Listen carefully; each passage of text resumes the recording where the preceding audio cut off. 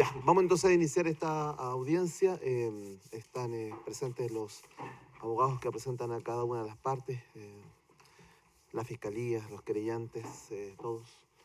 La defensa, por cierto, y el imputado, el señor Mota, que también está aquí presente. Estamos entonces a disposición de comenzar esta audiencia de juicio. Su señoría, donde... ¿Sí? Tenemos un incidente previo. La defensa quisiera solicitar al tribunal, al presidente del tribunal, regular los tiempos de los alegatos de clausura. ¿Ya? El fundamento, su señoría, es, bueno, lo establecido en el artículo 292, inciso segundo del Código Procesal Penal, que da dos facultades al juez presidente. Una que se puede utilizar previamente a los alegatos, que es la de fijar límites máximos igualitarios para todas ellas. En ese sentido, su señoría, creemos que en la medida que la regla habla de que podrá limitar el tiempo de uso de la palabra de las partes deberán entenderse como parte de la defensa y parte de los acusadores. En este sentido, su señoría, creemos que la resolución que el tribunal dictó el día viernes, que básicamente dice, al rechazar nuestra cautela y garantía, y dice que de la misma argumentación, cito, e incluso de la petición subsidiaria, se entiende que hay otras formas de precaver esto que ha presentado muy bien la defensa en su inquietud, por la igualdad de armas, atendido el número de personas que participan, que hay varios querellantes. Hay otras formas de hacerlo y fundamentalmente, como se ha dicho en este debate, es a través de la dirección de disciplina que tiene el tribunal para poder regular el debate y estar preocupado. Es decir, su señoría rechazó nuestra solicitud de cautela, básicamente porque existían otros medios procesales para cautelar las garantías de la defensa, en particular aquellas que dicen relación con la igualdad de armas. Esto no es nuevo en este proceso, su señoría. En la excelentísima Corte Suprema, en este mismo juicio, al tiempo de los alegatos del recurso de nulidad, esta defensa formuló similar incidente. Y la excelentísima Corte Suprema, y tengo acá la resolución y los certificados de los alegatos, la excelentísima Corte Suprema, a la cual le argumentamos que éramos una sola defensa contra 4 acusadores y que eso podía producir un efecto, como lo produjo, por cierto, en los alegatos de apertura del primer juicio oral, podía producir una desigualdad de armas. Y la Corte Suprema, acogiendo aquello y considerando que la defensa iba a alegar 50 minutos, fijó para cada uno de los intervinientes de la parte acusadora 30 minutos. Es decir, no fue exactamente el mismo tiempo, pero sí disminuyó de lo que podría haber sido cuadruplicar los tiempos de la defensa, lo disminuyó al doble. Ese criterio aplicó la excelentísima Corte Suprema. En este sentido, también se pronuncia el informe en Derecho, que también acompañamos a la excelentísima Corte Suprema, de don Cristian Maturana, que lo tengo aquí a disposición, si el tribunal lo requiriera, puedo entregarlo efectus videndi, y donde él cita varios fallos de la Corte Suprema, donde la Corte Suprema, dentro de los elementos que considera parte de un justo y racional procedimiento, está la igualdad de armas. Conforme a lo expuesto, su señoría, es decir, que el juez presidente tiene la facultad de fijar límites, que la igualdad de que habla la norma es, o debiera entenderse, y sobre todo en virtud del principio de la igualdad de armas, como igualdad entre partes de la defensa y parte acusadora, que eso debe implicar también una proporcionalidad del tiempo, lo resuelto en este mismo caso por la excelentísima Corte Suprema, así como lo dispuesto en la resolución dictada el día viernes por este Tribunal de Juicio Oral en lo Penal, solicitamos que respecto de uno de los actos procesales fundamentales del juicio oral, como son los alegatos de apertura, el señor juez presidente, en uso de sus facultades, proceda a limitar los tiempos máximos de la parte acusadora y defensa. En tal sentido, solicitamos aplicar similar criterio al que ya ha establecido como precedente la excelentísima Corte Suprema. Nuestra defensa, su señoría, va a ocupar 1 hora y media de tiempo en sus alegatos, tiempo que creemos más que razonable y plausible para un juicio como este. En ese sentido, solicitamos al tribunal que fije el máximo de tiempo de los alegatos de la parte acusadora como un todo en 3 horas, donde creemos que el Ministerio Público debería ocupar 1 hora y media y cada uno de los otros querellantes 30 minutos. Eso, su señoría. Déjeme preguntar entonces, señor fiscal. Magistrado, la verdad es que me hubiera gustado escuchar esta misma alegación el día viernes, cuando se anuncia por el tribunal que los alegatos van a ser el día de hoy. Esta parte no tiene contemplado efectivamente alegar más de ese tiempo. Me parece obviamente que sorprender con esto a los demás acusadores, dándolos a que restrinja todas sus alegaciones a media hora, en base además a lo que ya ha sido resuelto por la Corte Suprema, que parece que va a ser el caballo de batalla de la defensa para todas las argumentaciones que se realizan en este tribunal. Partió el viernes así, hoy día nuevamente comenzamos con lo mismo. La verdad es que entendemos que es un juicio que ya pasó, es una situación que ya está resuelta. Discutamos en este caso, y en este caso me parecía que lo más leal para las partes era haber anunciado el día viernes que este incidente se iba a plantear. Nosotros no tenemos problema en restringirnos incluso a 1 hora y cuarto o tal vez menos si podemos comprimirlos más todavía. Pero la verdad es que este tipo de alegaciones, sobre todo cuando vienen antecedidas siempre de lo mismo, la Corte Suprema dijo en tal caso, recurso de nulidad dijo en tal caso, son incongruencias, fue todo otro. La verdad es que se empieza a ser un poco complejo de abordar, porque la verdad es que nos sorprende. A mí en lo particular no me afecta la alegación, porque teníamos pensado precisamente... ¿Cuánto no tiempo defender. tiene pensado? Magistrado, no vamos a pasar más allá con mi colega Tania Sánchez de 1 hora 10 a 1 hora y cuarto. Ok. ¿Mm? Pero 70 minutos, entonces 85, 90 minutos. Ok. 90 minutos más o menos. claro, pero manifiesto mi aprehensión con eso, señoría. Básicamente es... Ok. Ujú. Sí, yo estoy Reincidente. más que haciendo y concuerdo con usted que en querer, ¿cómo se llama? Citar y contestar y aprovechar el tiempo de contestar a la defensa, pero lo que quiero trasladarle es más que el sustento que está diciendo la defensa, quiero preguntarle sobre el tiempo que quieren ocupar. El Ministerio Público nos dice 90 minutos. El señor querellante de AFP Habitat. Yo tengo previsto, digamos que quienes criticamos regularmente en este tribunal conocemos el criterio de su señoría en relación al tema de los alegatos de apertura y de clausura. En base a aquello y previendo también el tiempo que iba a requerir el Ministerio Público, yo preparé aproximadamente 30 minutos de alegatos, no más que eso.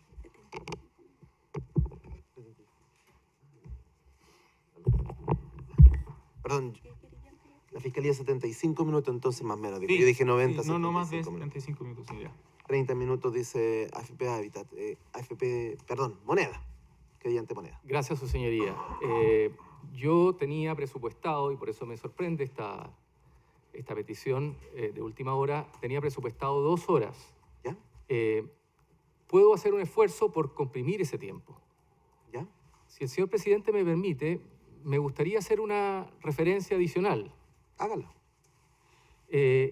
La verdad es que es solo parcialmente cierto que la Corte Suprema, ya que se sacó a colación el tema de la Corte Suprema, accedió a esta... eso fue lo que pidieron ellos, que nosotros vamos a fijar un tiempo y que todos los demás tengan el mismo tiempo. O sea, en definitiva, nosotros les imponemos a la contraparte el tiempo que en conjunto van a tener. La Corte Suprema no dio lugar a eso.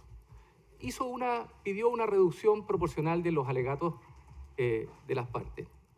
En la oportunidad anterior, en el juicio anterior al que no quisiera hacer referencia, la contraparte tomó 3 días. De manera que a mí me parece que lo más justo es que cada cual haga uso del tiempo que necesita. Si ellos necesitan más tiempo para rebatir nuestras argumentaciones, estoy hablando por mí, obviamente esto es algo que lo regula el tribunal, no me parece que el derecho a defensa se vea coartado, porque tendrían más tiempo, si el tribunal así se los concede, para esas alegaciones. En todo caso, su señoría, respondiendo derechamente a su pregunta, yo creo que es posible que con 1 hora y media, pero no estoy seguro porque verdaderamente me había preparado para otra cosa. ¿Podría ser hasta 60 minutos, dice usted? ¿Perdón? 90 minutos. 90 minutos. su 90 señoría. minutos. Sí. Su señoría, si el fundamento es la igualdad de armas, la igualdad de armas no depende de restringir la capacidad argumental de la contraria, sino de tener el tiempo para contestar los argumentos de la contraria, sea cual sea el tiempo que éste emplee. En todo evento yo había preparado 1 hora 45 y podría quedar en 1 hora y cuarto. Ya. Gracias.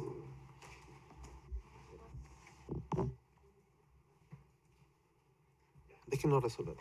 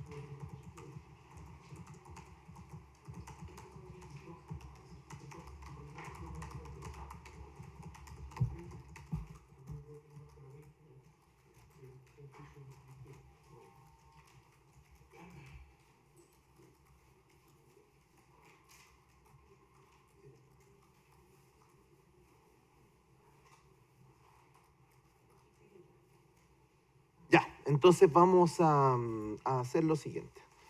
En base a las apreciaciones que de buena fe entendemos que los mismos intervinientes están restringiéndose, de la parte acusadora están restringiendo los tiempos que ellos habían pedido, vamos a atenernos más o menos aproximadamente a los tiempos que ellos nos han dicho ahora. Eso significa que a la defensa le vamos a dar igual tiempo para que se desempeñe y no lo vamos a restringir a su propio anuncio de 90 minutos. Al contrario, le vamos a dar todo el tiempo posible para que se acerque a contestar cada una de las argumentaciones. O sea, no vamos a correr 90 minutos para ustedes, ni mucho menos. Vamos a tratar de que sea en tiempo igualitario, pensando en que sí son más partes y sus argumentaciones más o menos enfocan a las mismas que la parte querellante, a pesar que son dos acusaciones distintas. Ya. Usted se puso en tiempo para el cronómetro, señor fiscal. Tenemos solamente una dificultad técnica. Perdón, sí, déjeme anotar un poco que respecto a esta materia, y sin perjuicio de otras, el magistrado Flores hace presente que como esta es una decisión y somos tribunales que somos independientes, a pesar de estar dentro de la estructura del Poder Judicial, le recomienda el señor Flores que no haga más alusiones a ese tema, porque se resolvió, es un tema que ya está resuelto a pesar del mismo proceso, pero que tuvo su instancia y que se terminó a la defensa. Apelando a la independencia interna y externa de este tribunal. El fiscal. Señoría, antes de comenzar queríamos Cuente. plantear un pequeño detalle. Lo que ocurre es que queríamos exhibir una lámina, pero por un problema técnico entre la silla y el computador, no podemos básicamente...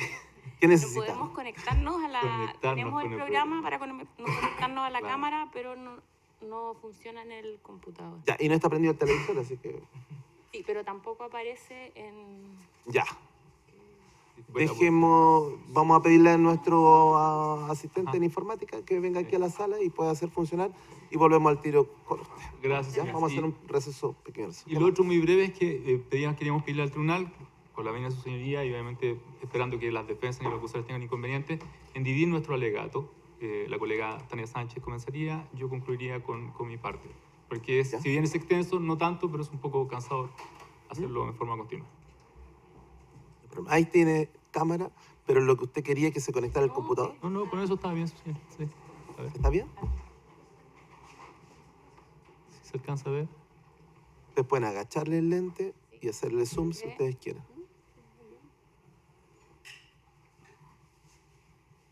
Bien.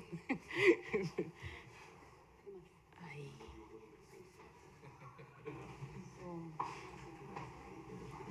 Está en su máximo ya. ¿Qué cosa? No.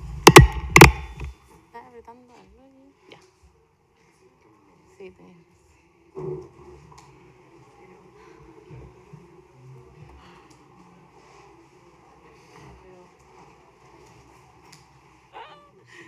Se entiende. Ya.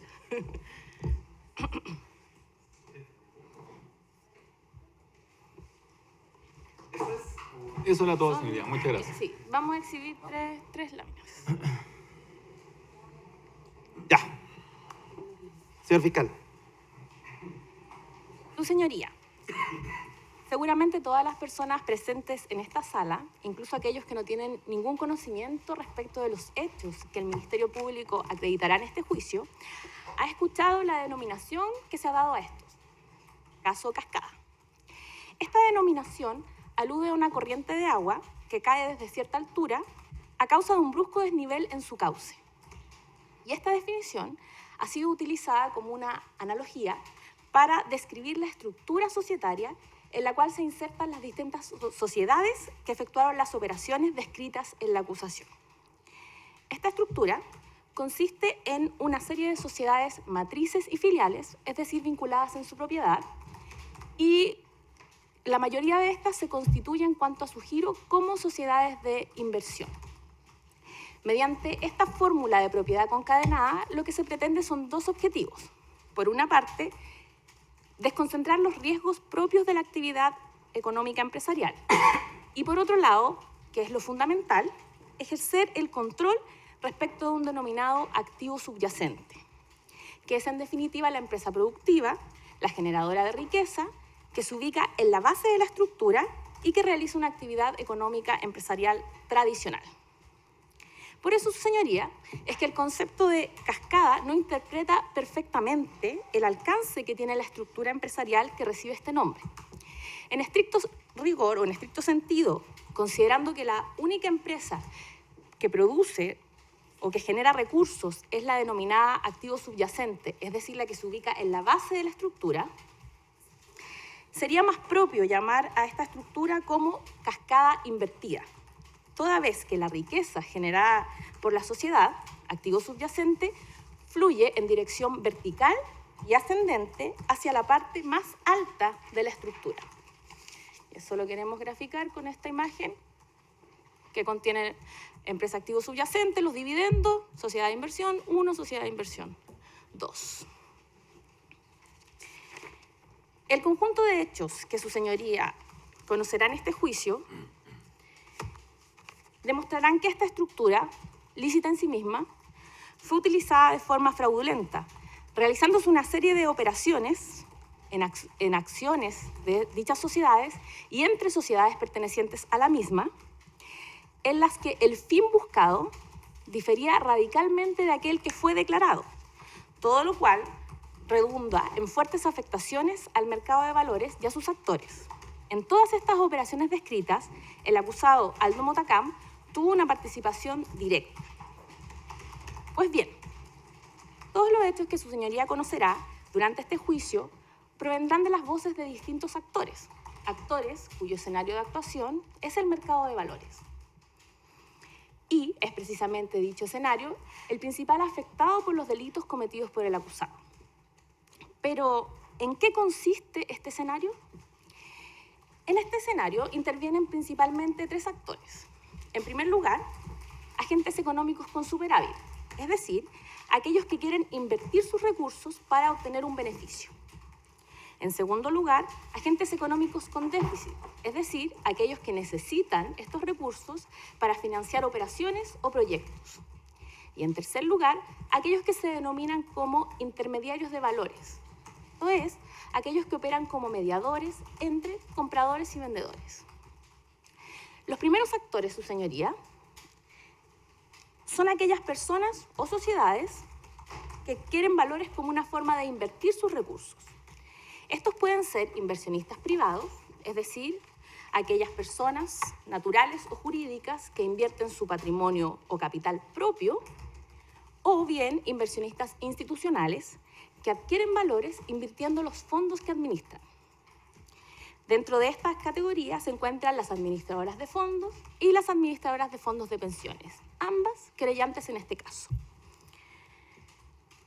Durante el juicio, sus señorías tendrán la oportunidad de escuchar la declaración tanto de inversionistas privados como de inversionistas institucionales, y ambos, pese a ubicarse en distintas veredas, advertirán las mismas señales de alerta en las conductas desplegadas por el acusado, ya que evidentemente no se trataba de operaciones de común ocurrencia.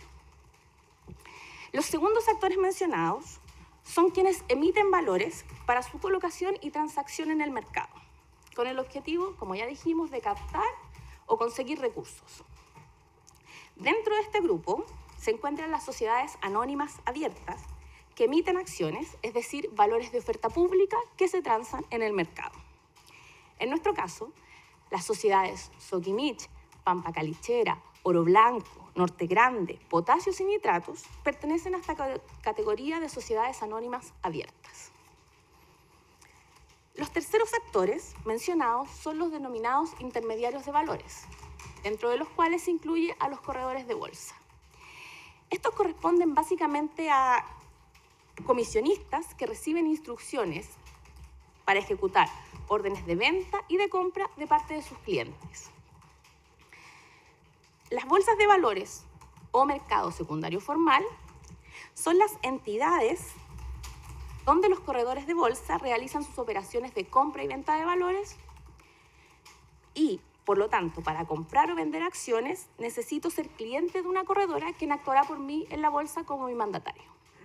En nuestro caso, las corredoras corresponden principalmente a la Reinvial y Banchile, mientras que las bolsas de valores son la bolsa de Comercio de Santiago y la Bolsa Electrónica de Chile. Dada esta relación, su señoría, entre agentes con superávit de recursos y agentes con déficit de recursos, el funcionamiento del mercado de valores requiere un elemento fundamental para que esta interacción entre uno y otro efectivamente se produzca. Y ese elemento fundamental es la confianza. Y para que exista confianza, es esencial asegurar un bien jurídico de la mayor trascendencia para el mercado de valores. Dicho bien jurídico es la transparencia. Es esto, su señoría, lo que justifica la existencia de una exhaustiva regulación de este mercado.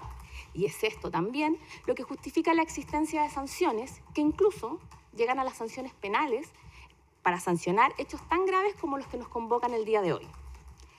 La adecuada y correcta regulación del mercado de valores y el adecuado y correcto funcionamiento del mercado de valores como asignador de recursos requiere que éste sea protegido de actuaciones dolosas, como aquellas en las que incurrió el acusado Aldo Motacam, que manipulen ese mercado, sea que se trate de manipulaciones informativas o bien de manipulaciones operativas, como los 6 casos descritos en la acusación de esta Fiscalía. Todo ello se acreditará mediante prueba documental, testimonial y pericial rendida, demostrando que se manipuló el mercado, que mediante las actuaciones del acusado se tuerce el sentido natural de éste, mediante negociaciones ficticias, contraviniendo de este modo la necesaria transparencia de la cual el Estado es garante. Operaciones como las descritas en la acusación constituyen, como ya dijimos, manipulaciones de mercado e impiden la total y adecuada difusión de la información, generando asimetrías. De esa forma se reduce la confianza, la eficiencia en el mercado.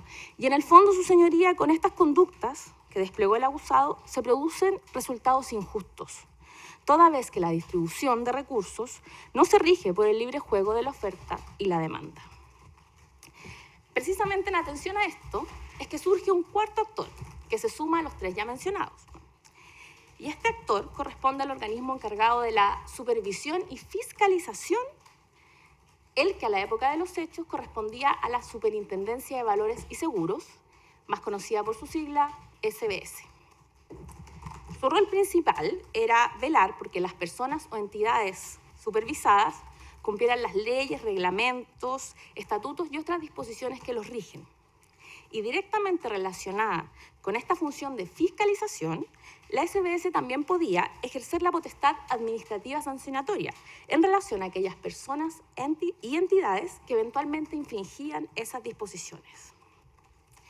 En dicho rol de fiscalización, su señoría, y ya en relación a nuestro caso, la SBS efectuó diversas acciones que se materializaron en la dictación de distintos oficios. Entre otras cosas, solicitó información, ordenó la corrección y remisión de los estados financieros e incluso informó la realización de visitas de fiscalización a las compañías. Todo lo cual, en último término, se materializó en la constatación de las infracciones cometidas con la consecuencia de dictación de una resolución que sancionó, entre otros, al acusado Aldo Motacam.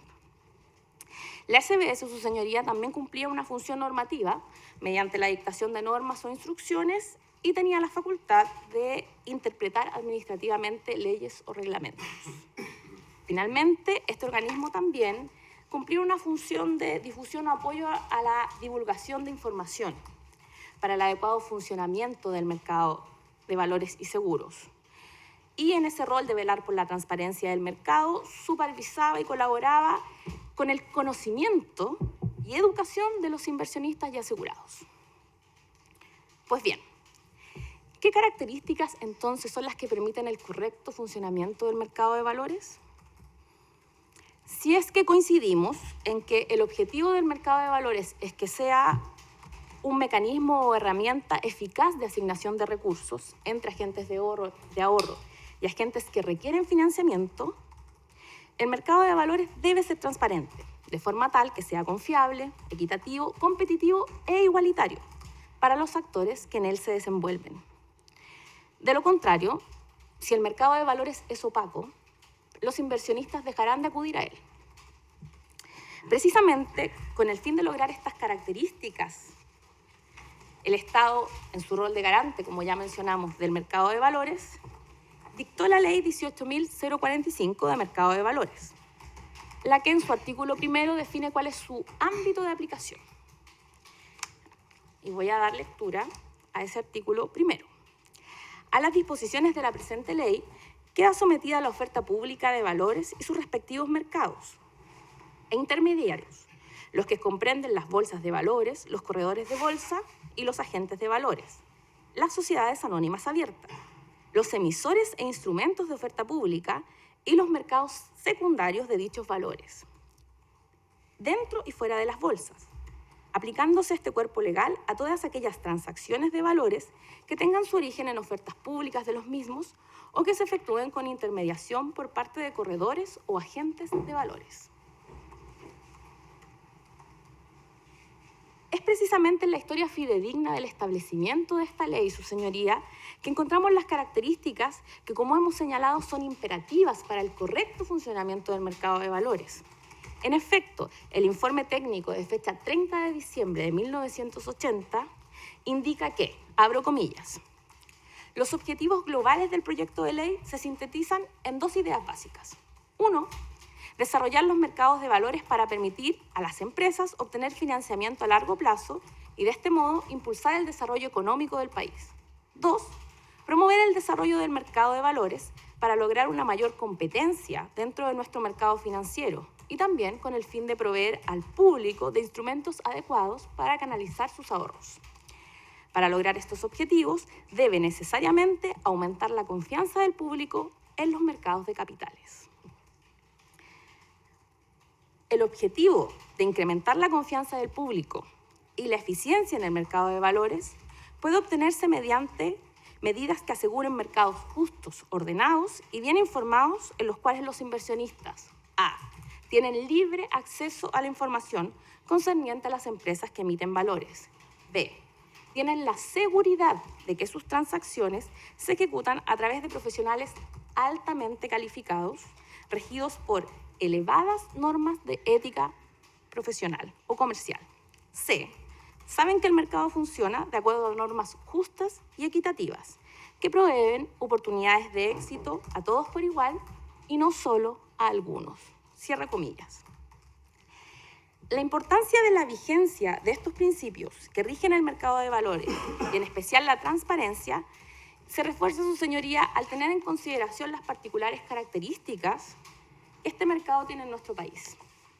Nuestro país, su señoría, es uno de los pocos estados en el mundo que ha configurado su sistema de pensiones vinculándolo necesariamente a la suerte del mercado de valores. En efecto, como bien se sabe, el decreto ley 3500 de 1980 que rige el actual sistema de pensiones, la ley 18.046 de sociedades anónimas y la ley 18.045 de mercado de valores, a la que ya nos hemos referido, constituyen en su conjunto un sistema financiero previsional, sistemáticamente creado para, por una parte, proveer de liquidez y profundidad al mercado de capitales chileno y, por otra, servir como un sistema de seguridad social, de cotización obligatoria, donde los dineros son confiados a las administradoras de fondos de pensiones que los administran e invierten en un porcentaje, su señoría, altamente significativo en el mercado de valores local.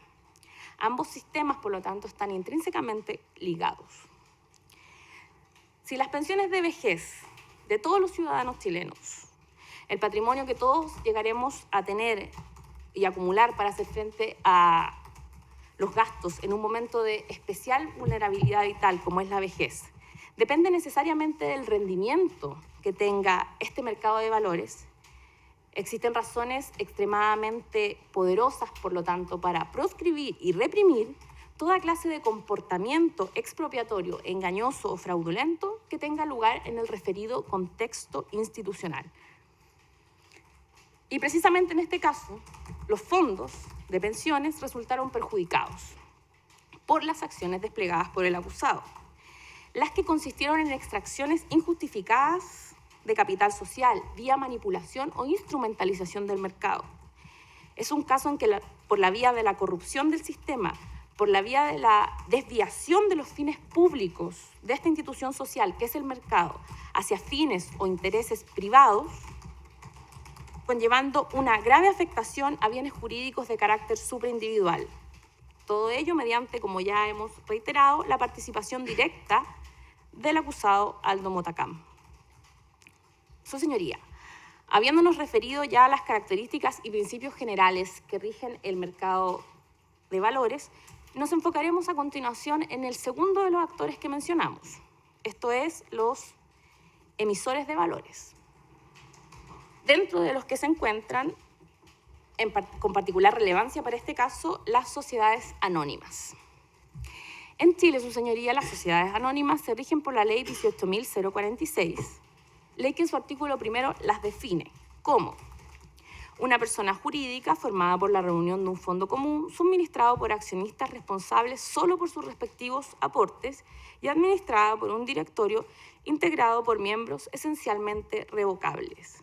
Es siempre una sociedad de carácter mercantil, aun cuando se forme para la realización de negocios de carácter civil.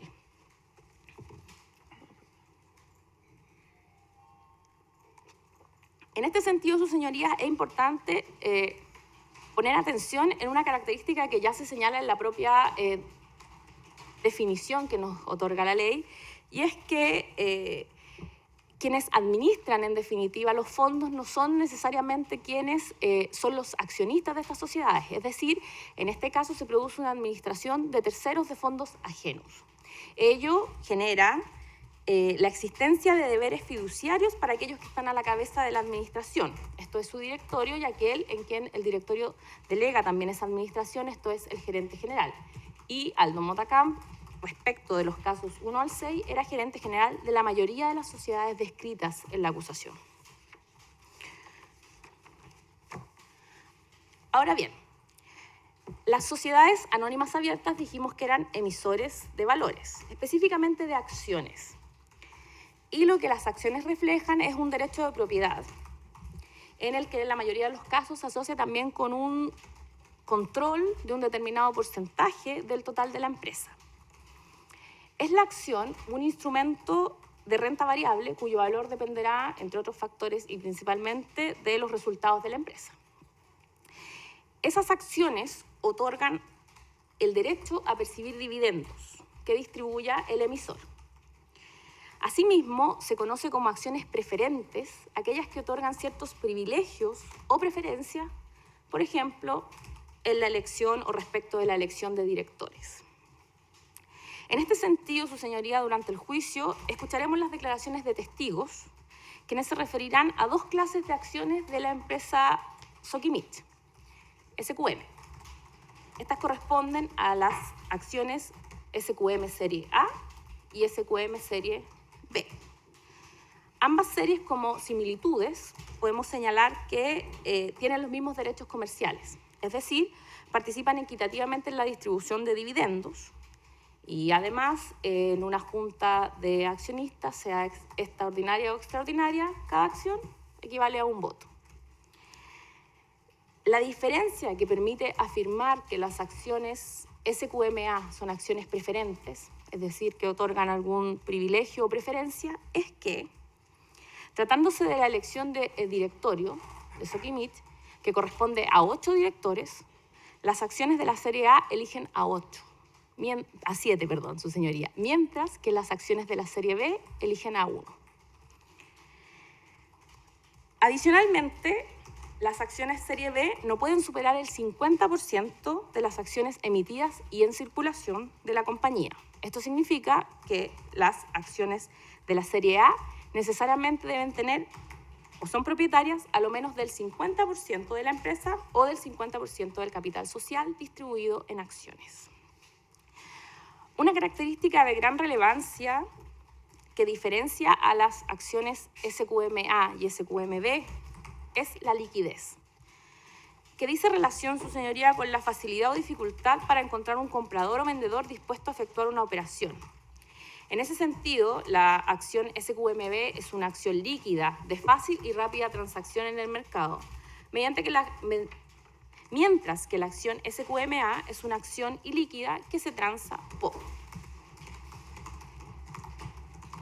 Tal como dijimos, su señoría, al inicio de este alegato, los hechos imputados se llevaron a cabo utilizando una estructura societaria que llamamos cascada invertida.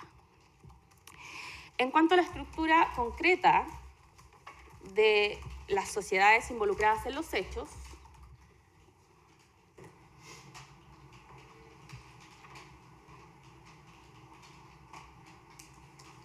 podemos señalar que en la parte inferior o base de la cascada se encuentra la empresa Sokimich, en adelante SQM, que corresponde al activo subyacente.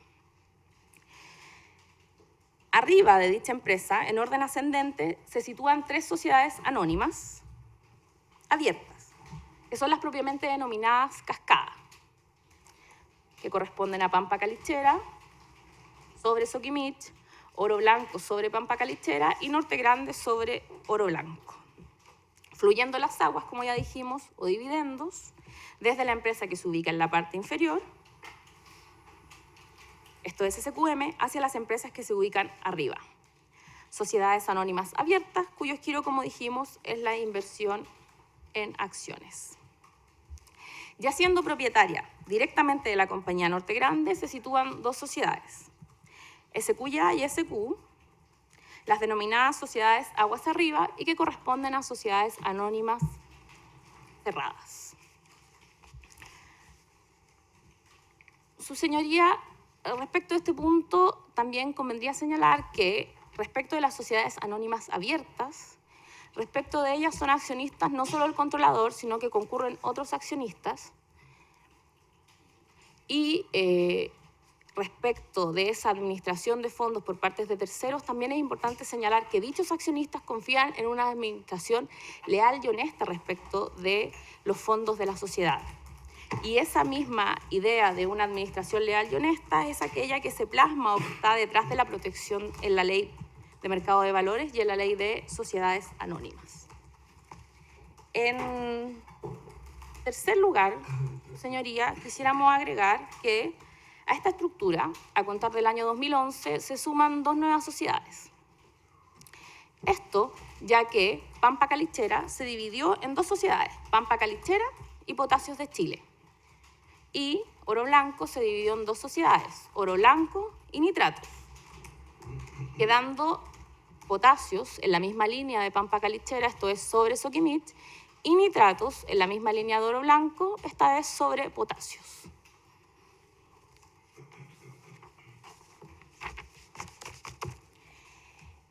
En esta parte de nuestro alegato, su señoría, abordaremos las operaciones objeto de la acusación y la prueba que produciremos para acreditarlas.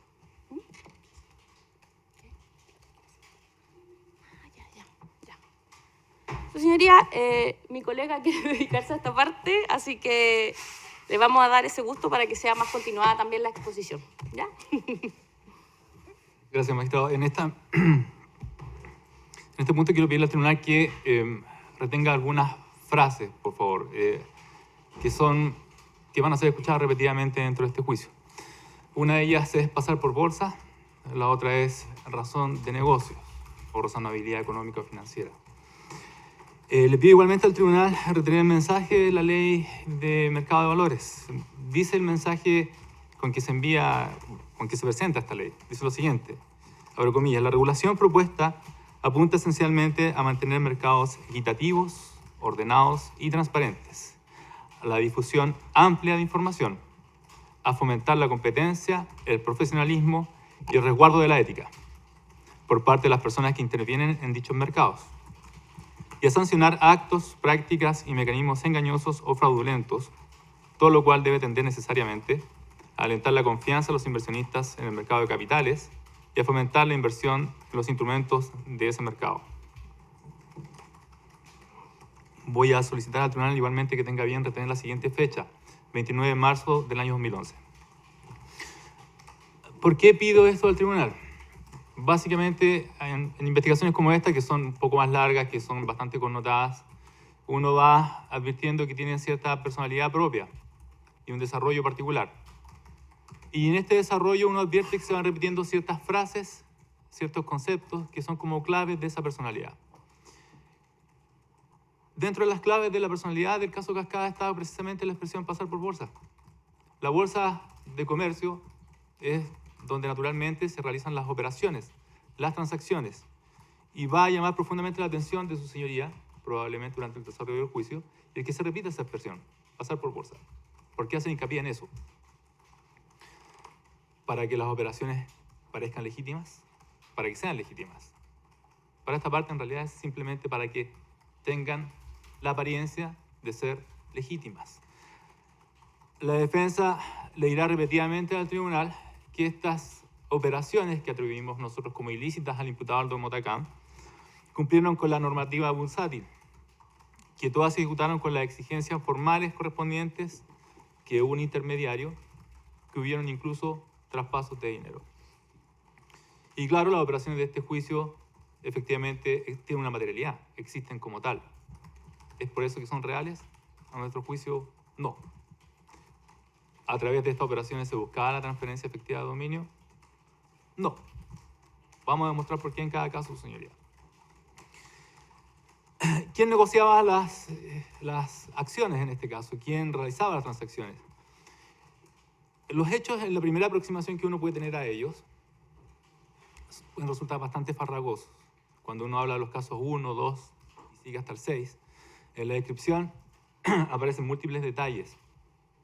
El tipo de acción, la bolsa donde se ejecutan, las empresas que aparecen en ambas puntas del negocio.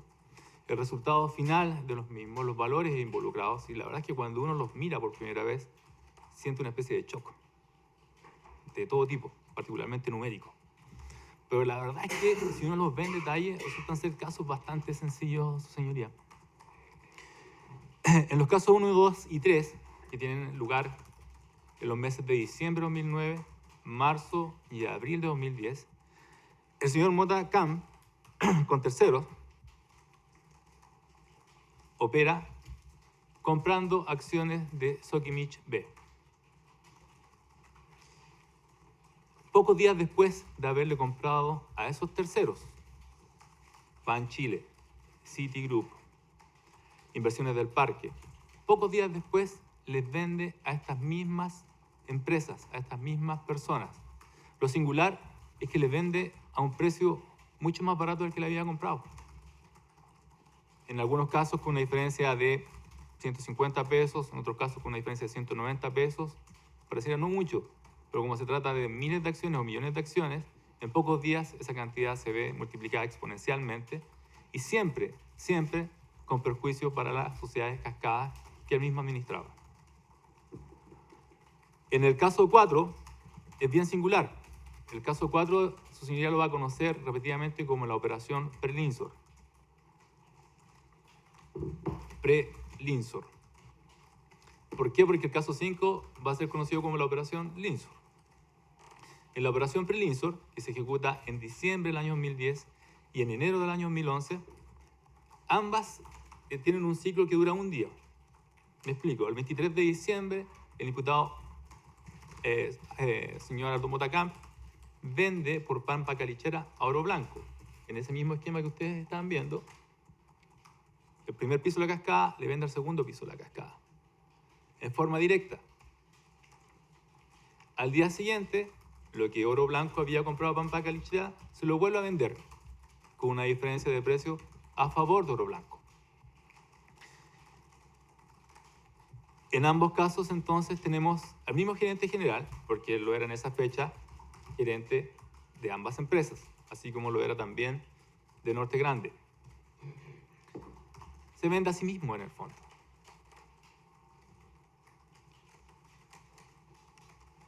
Estas operaciones, 4 y 5, también son ejecutadas, en este caso son ejecutadas con acciones Sokimich A diferencia de los 3 primeros casos que era Sokimich B. 4 y 5 es Sokimich A. Esto que hace el 23 de diciembre y el 24 de diciembre lo repite el 14 de enero y el 17 de enero. Ustedes miran, pero bueno, ahí hay más de un día de diferencia, no es como el caso 4. La verdad es que sí, porque el 14 de enero fue viernes, el día lunes, hábil siguiente, el día 17 de enero. Y hace exactamente lo mismo. Se vende y se compra a un precio más caro. En el caso 6, es nuevamente el señor Mota negociando consigo mismo. pero con una mayor distancia en el tiempo. En ese caso, las acciones tienen que ver con Pampa Calichera A, es decir, activo del primer piso de la cascada, que son compradas por distintas empresas, pero desordenando la cascada, alterando el orden natural de inversión, que era que el Norte Grande invirtiera en Oro Blanco en Pampa Calichera en Soquimich. Lo que hace acá el señor Motacam es que compra por SQ, la empresa que está aguas arriba, acciones de la Pampa Calichera A, que está en el primer piso de la cascada. ¿Para qué hace esto? Lo hace en enero, en marzo, lo hace también en junio del año 2011. Lo hace finalmente para que Potasios, que es la empresa recién creada, le vuelva a comprar principalmente a SQ las mismas acciones, pero esta vez no son 100 pesos o 150 pesos de diferencia, son casi 400 pesos de diferencia. ¿Quién se beneficia con esa operación? SQ. ¿De quién es SQ? De Julio Ponce Lerú, quien había contratado al señor Motacam el año 2009, era su persona de confianza, y de hecho le había entregado como presidente del directorio de todas las empresas cascadas la gerencia de todas las empresas cascadas. Se extrae dinero en todas las operaciones desde las empresas cascadas en beneficio de los relacionados. El caso 5 tiene una situación bastante singular, la operación Linsor. También Soquimich A, lo que manifestaba mi colega Sánchez, que es equivalente a una acción bastante ilíquida, que no se transa mucho en el mercado, a diferencia de la Soquimich B, que tienen bastante operatoria bursátil. Con Soquimich A no pasa lo mismo. A mí hemos visto que en pre-Linsor, el imputado, con diferencia de un día, se compra y se vende a sí mismo. Sucede algo bastante singular, y es que después de la operación de enero, aparece una auditora externa, Ernst & Young, perdón el inglés, pero voy a tratar de decir Ernst & Young, que le dice que no le puede reconocer esta operación financieramente porque es entre partes relacionadas. ¿Qué hace singularmente el señor Aldo Motacam? Cuando él sabe que no se lo puede reconocer esto, tiene que revertir sus estados financieros. Decide buscar un tercero para que ya no sean relacionadas. Y busca a Linsor, que es una empresa particular distinta, un fondo de inversión. Lo más singular de esto, su señoría, se describe así en la acusación, pero simplificadamente lo más singular es lo siguiente. Pampa Calichera le vende a Linsor, por ejemplo, a las 9:30 de la mañana, le vende un paquete de 200.000 acciones. Se las vende a las 9:30, a las 9:33, Linsor le vende Oro Blanco. A las 9:39, Pampa Calichera le vende nuevamente a Linsor, 200.000 acciones más. A las 9:42, con 3 minutos de diferencia, Linsor le vende a Oro Blanco. Y sigue haciendo esto repetidamente, hasta que completan 5 millones de acciones. Es decir, lo mismo que había ocurrido en el caso 4, lo hacen en el caso 5. Pero es singular, porque en el fondo que le dicen, no les podemos reconocer porque en el fondo entre relacionados. Bueno, busquemos un tercero que nos ayude, que es el intermediario. Y ejecutan todas estas acciones así. Las triangulan todas dentro del mismo día, ya ni siquiera esperan al día siguiente. Todas dentro del mismo día. Pampa Calichera, Linsor, Oro Blanco. Pampa Calichera, Linsor, Oro Blanco. Y hago el escalonado simplemente para tratar de hacer gráfico en la diferenciación de minutos, nada más que por eso, señoría. Operaciones reales, nuestra parte insiste en que no, definitivamente no son operaciones reales. A menos, por supuesto, que la realidad esté supeditada solo al mundo físico y que la institucionalidad jurídica, y particularmente el artículo 53 de la Ley de Mercado de Valores, sean inútiles y no tengan ningún tipo de aplicación práctica. Precisamente por esto pedí a su señoría que retuviera el mensaje de la Ley de Mercado de Valores, por lo que dice de amplia difusión de información. Amplia difusión de información. Esta difusión en realidad nunca existió. Las acusaciones describen cómo se ejecutaban las operaciones de ida y de vuelta con escasos minutos de diferencia. Uno subía en orden de venta o de compra y a los pocos minutos la otra empresa subía la orden de compra o de venta. es evidente para esta parte, es evidente, salvo que queramos ponernos, la verdad, que un antiparra en la cara, que estaba todo negociado de antes, que no hubo difusión de información.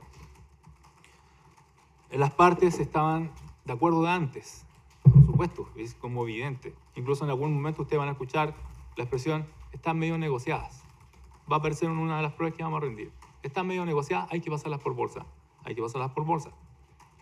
Cuando uno dice están medio negociadas, magistrado, acá el término no está usado en forma técnica. Está usado en término coloquial cuando uno dice, es un negociado. Y eso lo utilizamos coloquialmente para referir a un montón de cosas. Pero cuando uno dice es un negociado, porque sabemos que de antes las partes están de acuerdo. Cuando digo partes, en realidad,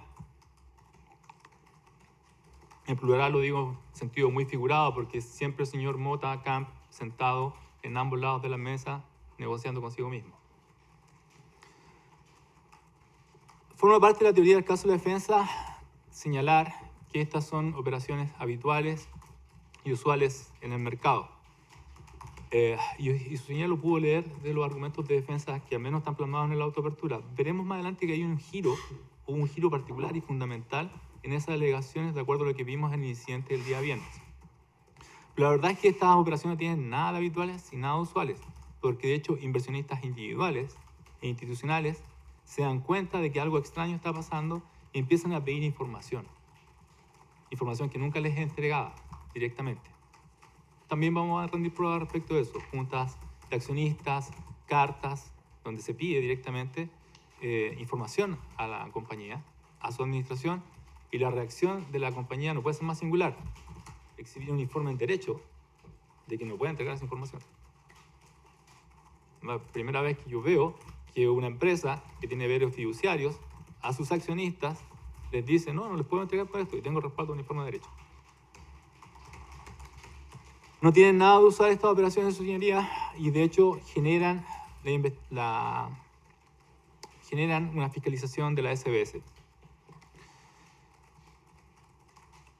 Una de las cosas para defender que utilizará la defensa para postular que esto en realidad es común y que la fiscalía aquí está casi minando debajo del agua, es decir que en realidad acá hubieron ventas cortas, operaciones simultáneas, son conceptos que van a ser utilizados simplemente para confundir. Las formas de financiamiento que están reguladas y que son conocidas por todos los intervinientes del mercado de valores tienen una operatoria bastante frecuente, bastante habitual y bastante transparente. Es más, cualquier persona que esté interesada en saber si en este momento se están realizando operaciones simultáneas con un determinado título, con una determinada acción, podría advertirlo de las solas formas en que están siendo transadas en el mercado, sea a través de la bolsa de comercio o sea a través de la bolsa electrónica.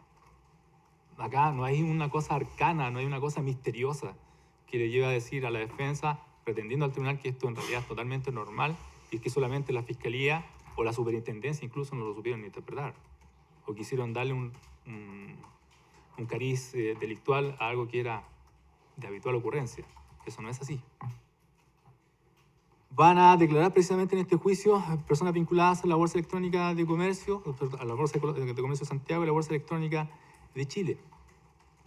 Las plataformas dispuestas para los inversionistas, para la información de los inversionistas, van a ser descritas por ellos y van a explicarle al tribunal cómo esta pretendida forma de operar legítima de parte del imputado y de la empresa con la que se relaciona, la verdad es que no es tal. Reitero nuevamente lo del mensaje de la Ley de Mercado de Valores en lo que dice acerca de fomentar la competencia, acerca del mercado equitativo y transparente. La verdad es que su señoría, de la prueba que nosotros vamos a rendir, se va a dar cuenta que aquí nunca operó el mercado, que nunca hubo competencia, que nunca hubo equidad y que nunca hubo transparencia. Perdone que lo repita.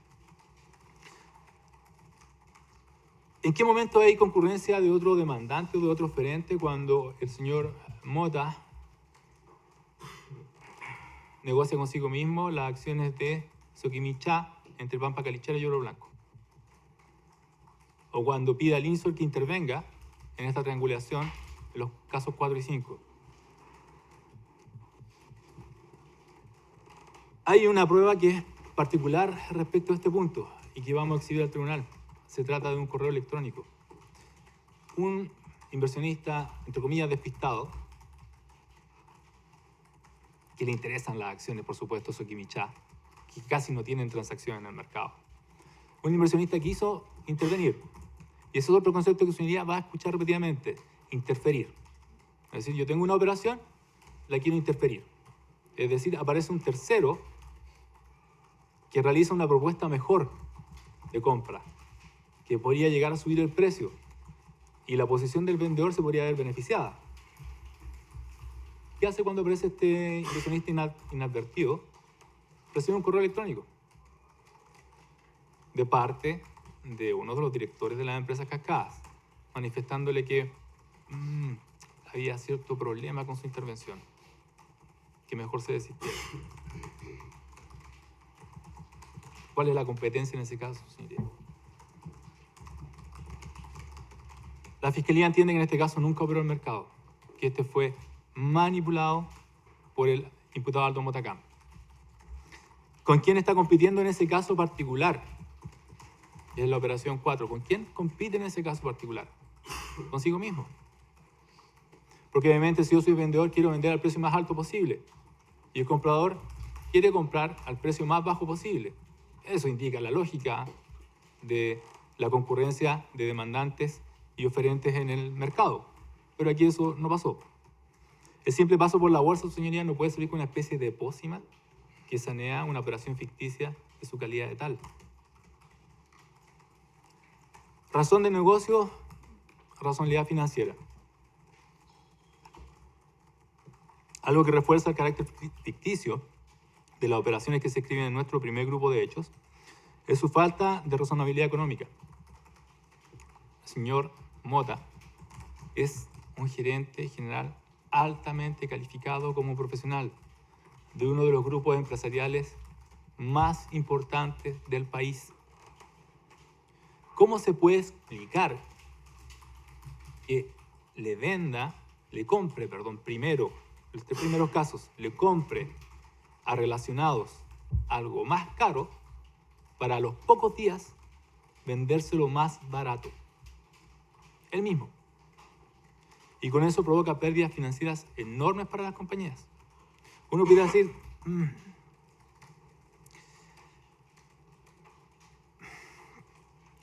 pensó quizás que las acciones iban a desplomarse en unos días más. Prefirió venderlas y deshacerse de ellas. Las pérdidas que provocó financieramente con esas operaciones son de más de 1.000 millones de pesos. Esta aplicación plausible, que sería lógica de esperar, resulta que no se condice con el simple hecho que la defensa también nos va a restregar mucho rato en la cara esto. La Fiscalía hizo una selección de casos para traer acá, porque hubieron muchas más operaciones. Claro, hubieran muchas más operaciones, pero en esas operaciones diversas que además hizo el señor Mota, nos aparece este patrón de comprar caro para vender barato. Y venderle barato a Inversiones del Parque, por ejemplo, que pertenece a quién?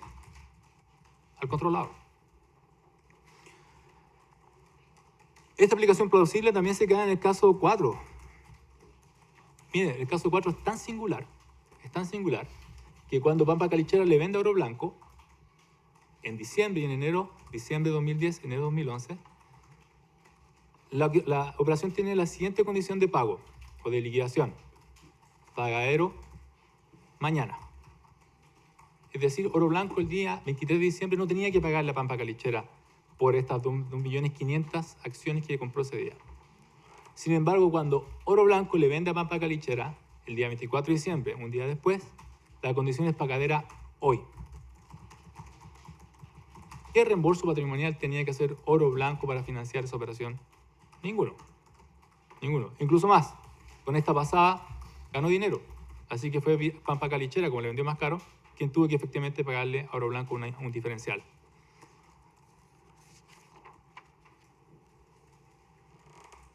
El día 14 y 17 de enero ocurre lo mismo. Pago mañana, y las siguientes operaciones pago hoy. Se cancelan ambas deudas.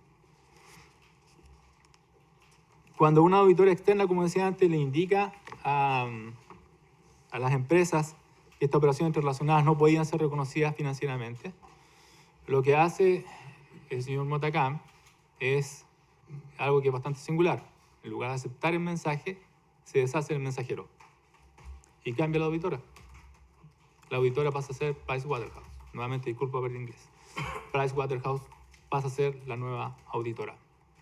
Les reconoce las operaciones, pero se las reconoce porque es algo singular, porque buscaron un tercero intermediaria. Entonces, lo que cualquier persona razonable de negocios haría es abstenerse con esta recomendación de la primera auditora. En ello, el señor Motacam encuentra un insólito respaldo para seguir haciendo lo mismo, es decir, para seguir en el mundo imaginario. En lugar de hacer operaciones reales, decide hacer operaciones imaginarias nuevamente. Como decía antes, en el mismo mundo imaginario se insertaba el caso 6, en donde además de SQ compra Norte Grande. Norte Grande, tercer piso de la cascada, compra acciones Pampa Calichera A. SQ, aguas arriba de las cascadas, compra Pampa Calichera A. Empiezan las compras en enero. Hay una compra mayor en marzo, 29 de marzo de 2011, la fecha que le pedí al tribunal que por favor retuviera. 29 de marzo. Son 117 mil millones de acciones que se compran en esa oportunidad. 117 millones. Disculpe, magistrado, pero los ceros se confunde. Puede ser 117 millones de acciones. Compran en esa oportunidad SQ. Cuando las vende con una ganancia para el controlador de 45 mil millones de pesos.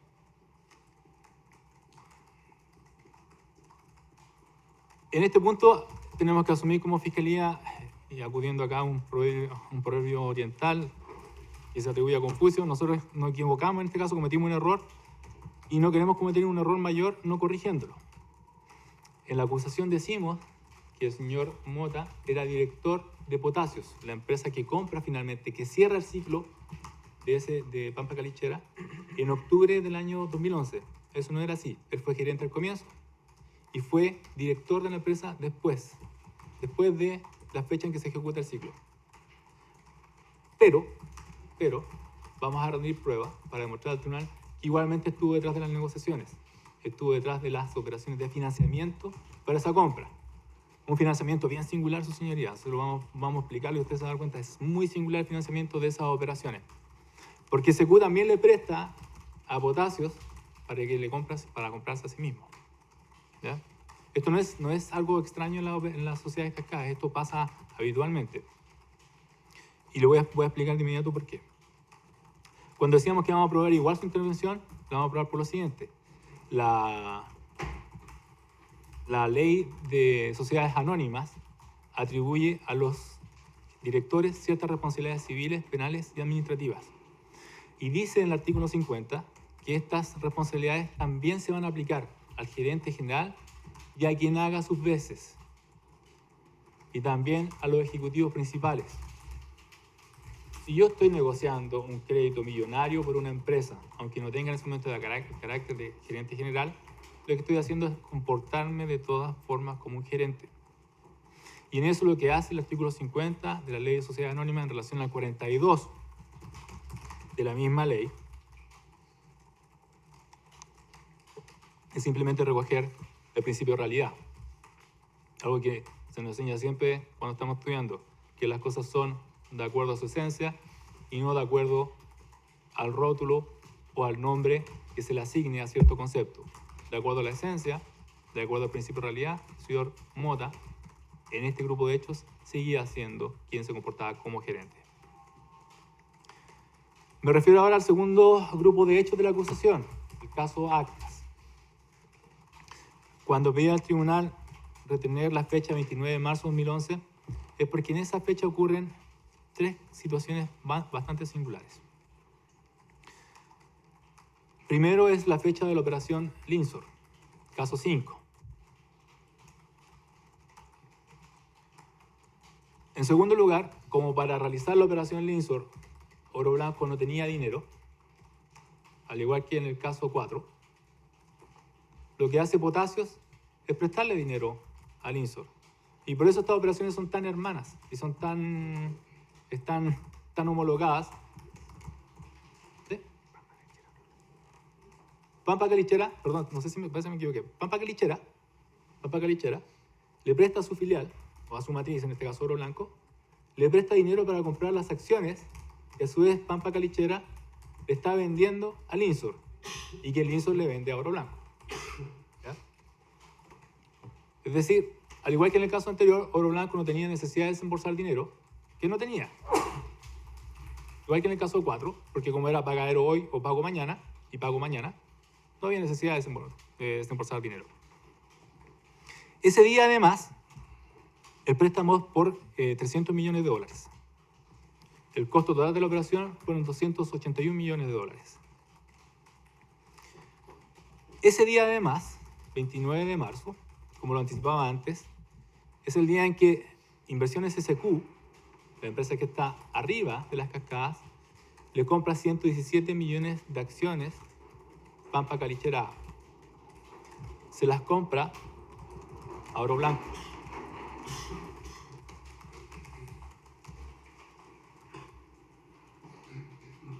Señoría, podrá advertir que el valor de compra en esa oportunidad fue de 726 pesos. Así está escrito en la acusación. Cuando cierra el ciclo de esas acciones, las vende a Potasios a más de 1.000 pesos, 1.065 pesos.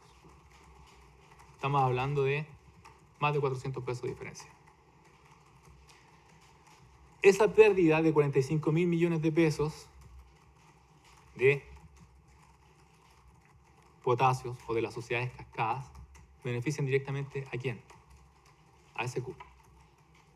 Por eso ustedes van a escuchar repetidamente de parte probablemente de algunos testigos y de algunos peritos que finalmente todas estas operaciones redundan en un perjuicio total para las empresas cascadas de más de 400 millones de dólares. Y esos 400 millones de dólares aproximadamente van en beneficio de las empresas relacionadas, vinculadas o instrumentales. Expresiones que también su señoría va a escuchar de parte de distintos testigos y peritos en este caso en concreto.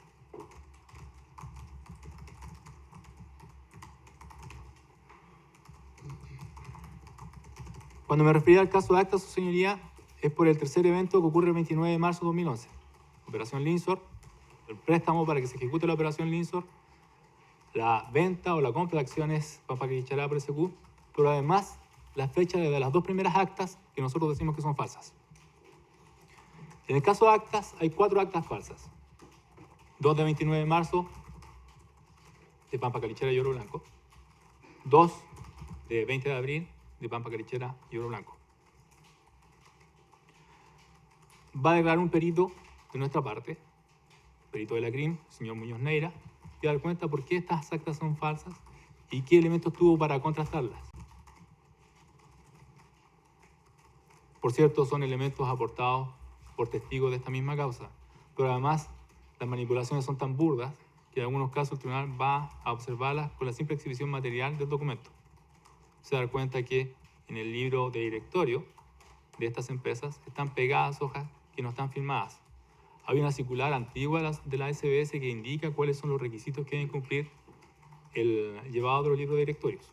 No voy a aburrir al tribunal mencionando cuáles son cada uno de los requisitos, pero por supuesto uno de ellos es que estén firmadas las actas y que cada una tenga una media firma al menos, alguna de las páginas y una firma total o completa hacia el final.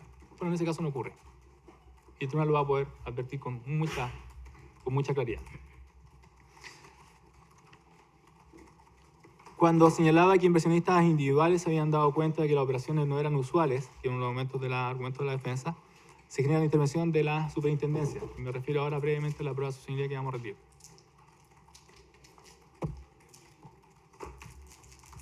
La superintendencia interviene, fiscaliza, pide información, finalmente termina emitiendo una resolución que también va a ser conocida al tribunal repetidamente. Es la resolución 223. De 2 de septiembre de 2014. En ella se sanciona a Aldo Mota Camp y a otras personas más. La defensa ha cuestionado, y probablemente lo va a seguir haciendo, que nosotros no seguimos, como acusador, los mismos extremos sancionatorios que esta resolución. Por supuesto que no lo seguimos porque obviamente es una resolución de carácter administrativo. dictado en ejercicio de la potestad administrativa de la SBS. Por supuesto que el escenario penal es distinto, la exigencia probatoria es distinta, los ilícitos pueden ser distintos. Parte de nuestra prueba será la resolución y también los profesionales de la SBS, particularmente el ex superintendente Carlos Pavés. Además, inversionistas institucionales, analistas de esos inversionistas, también privados, van a ser fundamentales porque son personas conocedores del funcionamiento del mercado de valores. Cito desde ya a Alejandro Besanilla y a Camila Radat de Habitat y de Moneda, que darán cuenta de cómo advierten que estas operaciones que se están realizando por el imputado de las sociedades son totalmente anómalas y son totalmente falsas. Hay conceptos que se van a repetir, ya decía algunos antes, pero van a escuchar repetidamente también el de órdenes directas, el de remates o ruedas de remates, el de condiciones de liquidación, el de tiempo de difusión. Van a llegar también por la Fiscalía profesionales que se desempeñan en la Bolsa de Comercio de Santiago y la Bolsa Electrónica de Chile.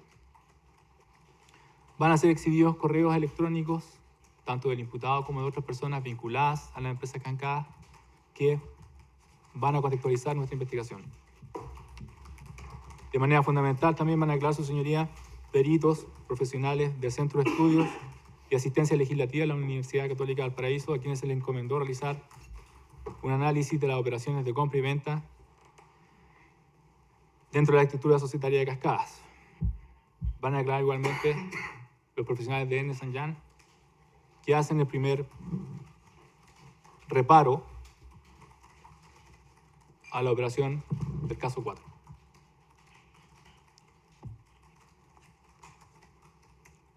La defensa en algún momento les va a decir que todas estas operaciones que ejecuta el imputado tienen por objetivo financiar la empresa, que eran operaciones de financiamiento, porque estaban pasando por un mal momento. Ese mal momento, dado que el hecho empieza en el año 2009, tiene que ver con la crisis subprime, que había restringido el crédito, que había generado una crisis que había afectado al mercado de commodities y que Sokimich, el activo subyacente, se había visto afectado por eso.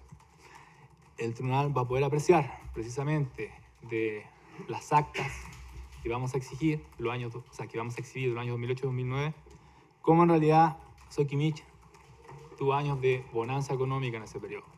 Absolutamente. Ingresaron grandes cantidades de dinero. Como es el activo subyacente, las empresas que están arriba en la cascada se vieron beneficiados por lo mismo. Pero hay alguien que sí tenía problemas económicos, el controlador.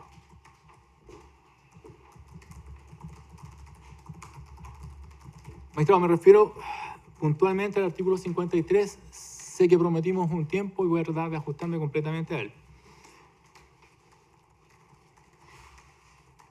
El artículo 53 de la Ley de Mercado de Valores va a ser llevado de un lado para otro por la defensa, por nosotros. Sabemos que va a ser así. No voy a repetir su texto al tribunal, que simplemente hace referencia a las operaciones ficticias, pero también a las cotizaciones. Es una palabra que tiene mucha importancia en el caso concreto. Y además, algo bastante singular. Y es que dice que no solamente tiene que ver con negociaciones que se lleven a cabo en la bolsa, dije bolsa, sino que también a negociaciones privadas. ¿Y por qué tiene importancia eso? Porque habíamos escuchado, hasta el viernes pasado al menos, que este era un delito que requería una alteración del precio de mercado. La verdad es que eso no es así. También voy a corregir la acusación en una parte que nos interesa, pero más que una corrección es una precisión. Nosotros hablamos del delito de manipulación bursátil cuando nos referimos al artículo 53. La verdad es que hoy día todo el mundo habla de manipulación de mercado, porque lo que se protege con la norma es el mercado y su transparencia. Por eso se ha visto en esta misma norma una especie de regla general antifraudes. Eso se condice más, además, con derecho comparado, con las normas norteamericanas. Esto me cuesta más todavía, se llama Security Exchange Act de 1934, que se conoce por la sigla SEA y que tiene que ver precisamente con la regulación en contra del abuso de mercado. En la Unión Europea actualmente existe la Directiva 2003-6 de la Comisión Económica del Parlamento Europeo, también conocida como la Directiva que regula las operaciones realizadas con información privilegiada y la manipulación o abuso de mercado. Esa es como la denominación que se utiliza actualmente, que está más acorde con los tiempos y más acorde con la forma de interpretar el bien jurídico protegido por la normativa. La Corte Suprema se ha referido también al artículo 53 en distintos pronunciamientos y ha estimado básicamente que constituye una prohibición en general antifraude que tiene por fin evitar cualquier tipo de instrumentalización del sistema que afecte a la confianza que debe imperar en el mercado de valores. Así, al evitar la pérdida de confianza en los inversionistas en el mercado, se busca fomentar el continuo ingreso de recursos que financien proyectos de inversión, generando con ello un efecto multiplicador de la economía, y se evita como contrapartida la inhibición de los inversionistas y la consecuente pérdida de liquidez y dinamismo de la economía. La primera cosa que vamos a afirmar, su señoría, es que esta norma no exige la producción de un resultado. En la forma en que está descrita, no lo exige. Pedir que eso sea considerado y pedir además que lo probemos, sin prejuicio de que igual lo vamos a aprobar, no tiene ningún sentido, porque el texto gramatical no aparece de ninguna parte. El propósito de la norma es brindar la mayor protección posible a la fe pública involucrada en el mercado de valores, y por cierto a los inversionistas. Dice la sentencia de nuestro máximo tribunal del 27 de mayo de 2011, causa ROL 276-2010. La conducta descrita por el legislador en el artículo 53, citado en el considerando 17º, tiene por objeto impedir de forma absoluta la existencia de transacciones ficticias, entendiendo por estas no solo aquellas que no existen como tales, sino aquellas que se han practicado con un objeto diverso o natural. Ello debe entenderse la amplia redacción de la norma, que contempla diversos verbos rectores, entre paréntesis efectuar, inducir, intentar inducir, y de la amplitud de los medios descritos, entre paréntesis acto, práctica, mecanismo, artificio engañoso, fraudulento. No solamente la Corte Suprema se ha pronunciado sobre esto, también la SBS, que como vimos antes tiene facultades reguladoras y también normativas, y a través de sus circulares también interpreta los títulos de la referida ley. La corredora realizó transacciones ficticias en el mercado de valores, resolución 254, también del año 2011. Operaciones que, representando frente a sus clientes una determinada situación en los hechos, no se llevaron a cabo conteniendo los registros de la corredora, en algunos casos las escrituras de reconocimiento de deudas suscritas a raíz de la supuesta simultánea información ficta y no ajustada a la realidad, que nunca se ejecutaron. Lo mismo puede afirmarse en relación a los registros de operaciones simultáneas en Serrano, facturadas como tales, en que según la información de los sistemas bursátiles no consta la existencia ni la efectividad ni la constitución de las correspondientes garantías, evidenciando la intención de obtener indebidamente vía engaño dinero de los clientes, y dio cuenta la realización de la corredora de operaciones prohibidas por inciso primero del artículo 53.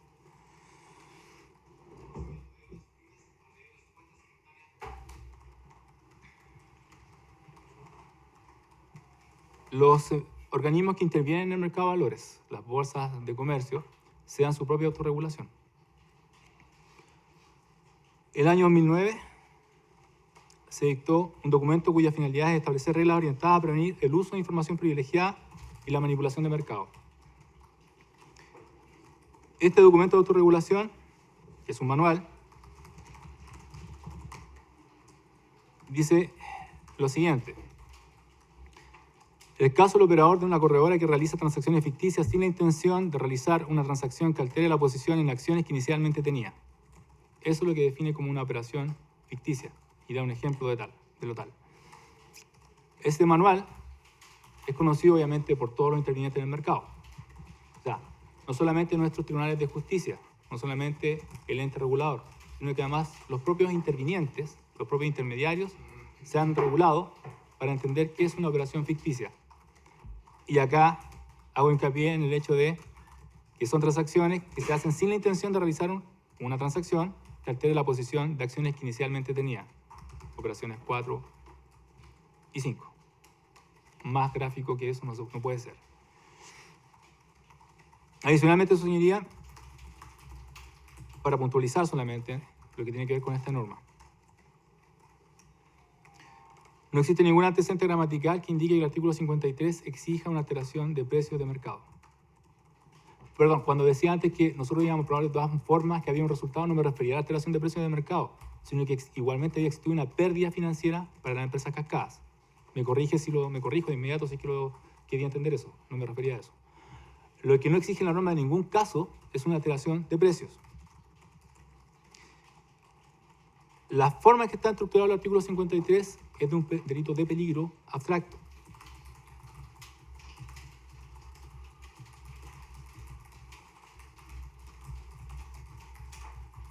El tipo solo demanda, para la imposición de la pena establecida en el artículo 59 letra E, la realización de cotizaciones o transacciones ficticias o de transacciones engañosas o fraudulentas.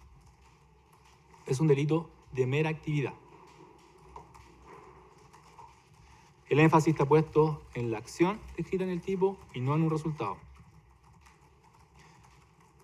En cuarto lugar, el tipo penal incluye transacciones realizadas a través de negociaciones privadas, las que difícilmente pueden tener un efecto en el precio del valor respectivo.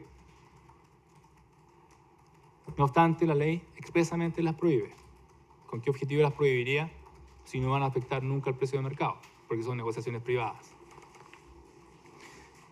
El texto además hace alusión a la palabra cotización, que es un término técnico traducido desde el inglés y que tiene que ver simplemente con una oferta de compra o de venta. No puede haber a través de eso una afectación del precio de mercado. Quien manipula cotizaciones lo que hace es incidir en colocaciones de oferta de compra y venta, pero no alterar precios de mercado. Hay un argumento de texto, además, señoría, para efectos de refrendar esta posición de la Fiscalía. Artículo 285 del Código Penal. Cuando la ley, el legislador ha querido mencionar que la acción desplegada por los agentes tiene que tener como resultado una afectación en el precio de lo que se transa, lo ha dicho expresamente. El artículo 285 lo hace. Pero además lo hace de manera singular el artículo 52 de la Ley de Mercado de Valores. Un artículo antes del 53, el 52 exige precisamente que se produzca una alteración de precios. Si, como la defensa en algún momento propuso, la alteración de precios tiene que ser una consecuencia del artículo 53, el 52 carece de aplicación práctica, carece de sentido, lo podemos sacar de la legislación. Porque estaría obviamente incluido en el artículo 53. Pierde totalmente eficacia el seguir manteniendo esa norma dentro de la ley. Magistrado, estoy concluyendo. Es una estructura de delito de peligro en donde no se aprecia de ninguna forma que se exija una idoneidad. O sea, es delito de peligro abstracto. La subespecie de que sea delito de idoneidad no está en ninguna parte de la normativa. El ejemplo clásico que se cita en Chile para efectos de hablar de esto es el artículo 315 del Código Penal, que tiene que ver con el envenenamiento. Para efectos de que esta norma, o para la forma en que está descrito en esta norma, uno puede entender que la conducta desplegada por el agente tiene que ser apta para provocar la muerte de las personas o al menos poner en riesgo su integridad física. Eso no aparece. Hay un elemento además esencial para efectos de sostener que es un delito de peligro abstracto, y es que tiene que ver con los bienes jurídicos que protege. Cuando se trata de bienes jurídicos superindividuales, como en el caso concreto nosotros sostenemos que es la transparencia en el mercado, el legislador siempre opta por estas figuras penales que no exigen la acreditación forense de un perjuicio material o efectivo.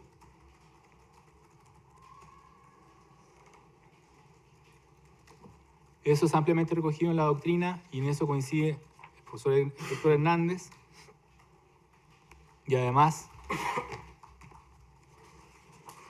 la profesora Blanca Mendoza Huergo. Hago una breve referencia, señoría, para ir concluyendo el artículo 59, letra A, Ley de Mercado de Valores, que tiene que ver con el caso Actas, el segundo grupo de hechos de la acusación. En algún momento la defensa ha mencionado que lo que nosotros describimos en el caso Actas no configura el tipo penal del artículo 59, letra A, en relación al 61 de la Ley de Mercado de Valores. Y en realidad dice, en los argumentos de defensa en la autoapertura, que no configura ningún tipo penal. ¿Por qué? Porque el tipo penal básicamente exige que la información falsa que se entrega a la SBS sea para los fines previstos en la Ley de Mercado de Valores. Entonces, esto nos lleva a la siguiente paradoja y nos lleva al absurdo. Que la SBS le pediría a una empresa, en este caso a las sociedades cascadas, en este caso su gerente general, que le entreguen información, pero no para los fines previstos en la ley. ¿Para qué fines? No tenemos idea.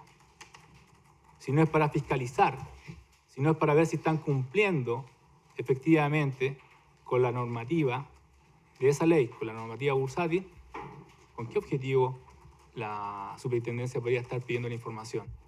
¿Con qué objetivo además se le entregan estas actas que son falsas? ¿Por qué para esta parte es tan importante engarzar el caso 6 con el caso 5 y con el caso Actas? Pues las fechas, su señoría. La fecha de 29 de marzo es bastante fundamental. No es una fecha baladí. Y es que las actas tengan cierta información no es baladí.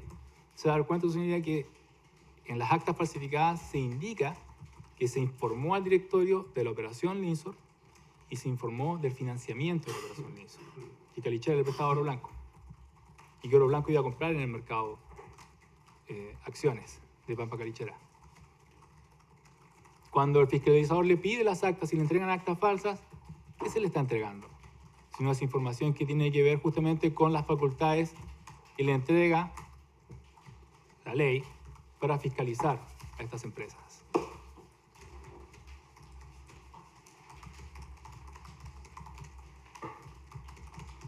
Voy a concluir, su señoría, con lo siguiente. Mire, hasta el viernes pasado,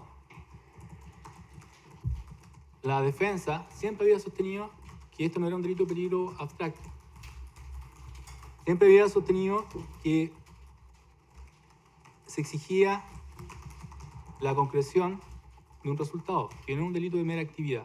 Pero bien ustedes lo escucharon.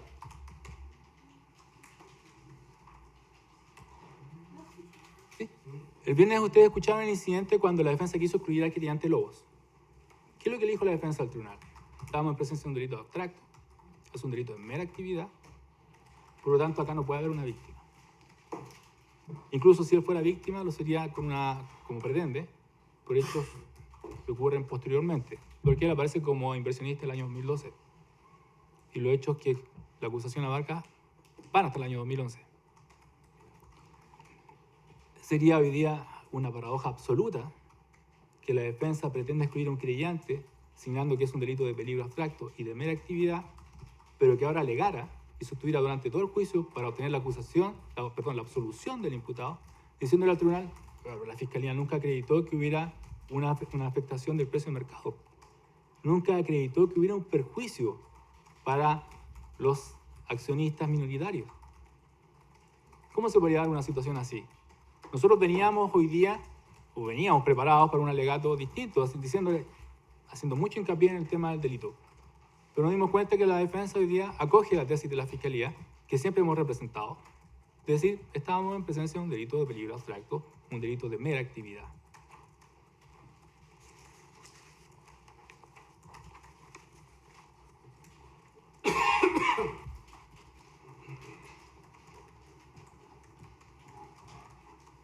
Señoría, vamos a concluir de inmediato con lo siguiente. No voy a volver a repetirlo porque, acogiendo precisamente lo que se resolvió en la mañana, era una aprehensión de esta parte. En una audiencia preliminar, escuchamos a la defensa hablar repetidamente del insalvable o del contundente vicio de incongruencia. Y era una audiencia para cambio de fecha. Eso era todo. En el incidente de la semana pasada, del viernes pasado, la escuchamos repetidamente hacer mención a lo resuelto por la Corte Suprema. Hoy día, nuevamente, mención a lo resuelto por la Corte Suprema. Hay un concepto que tienen los portugueses, los brasileños, que nosotros no tenemos uno equivalente, pero que es bastante comprensible, que es saudade, que es nostalgia de lo que no fue. El otro juicio pasó, no fue. Términos jurídicos no existen. Nosotros estamos hoy día en otro juicio. Y si la defensa va a ser caudal de que nosotros no nos alzamos, lo digo bien concretamente, si la fiscalía no se hace porque no ve un vicio de nulidad. Eso es todo. Eso es todo. En este escenario nuevo voy a hacer mías las palabras de Juan Villoro en su conferencia sobre la lluvia. La obra de teatro, cuando se estrena, la primera función no es igual a la función de clausura. Los actores encuentran nuevos registros, el dramaturgo encuentra impurezas que deben ser corregidas. Nosotros vamos a hacer eso precisamente. Vamos a rendir un juicio nuevo, tenemos pruebas suficientes, muy contundentes, mucha de ella es indiciaria, pero es completamente inequívoca. Tenemos tanta prueba unida que tenemos la confianza de que vamos a acreditar todos los hechos de la acusación. Y cuando concluyamos este juicio, vamos a insistir en la condena para el señor Aldo Motacán por todos los extremos de la acusación. Gracias. Muchas gracias. Vamos a hacer un receso de 10 minutos antes de venir con la próxima alegación. Gracias. 10 minutos.